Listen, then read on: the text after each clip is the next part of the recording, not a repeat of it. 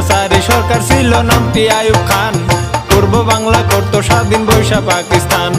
এই দেশে হয় চিনি ধান, ওই দেশে হয় গম, ওদের জিনিস দাম বেশি আমাদেরটা কম।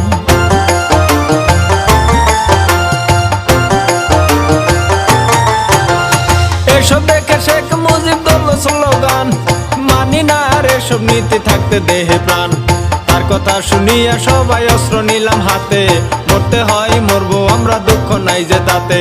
কত লোক হইল শহীদ হিসাব তাহার নাই, মা বোনদের ইজ্জত গেছে বলবো কত ভাই।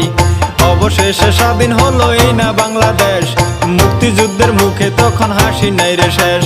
শেখ মুজিবের স্বপ্ন ছিল গর্বে সোনার দেশ, মানুষ নামের ঘাতক যারা করলো তারে শেষ।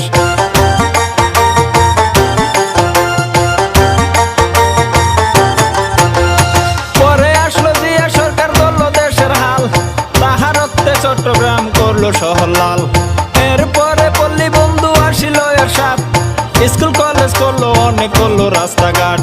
তারপরে খালদা জিয়া করবে কিছু কাম, ভাগ্য মন্দ সকল কিছুর বাইরা গেল দাম।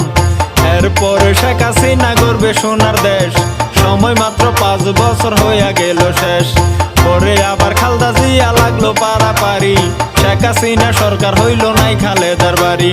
কৃষি মন্ত্রী অগ্নিকন্যা নামটি মতিয়া, দুর্নীতি পাইছে না দুদক সবই খাতিয়া।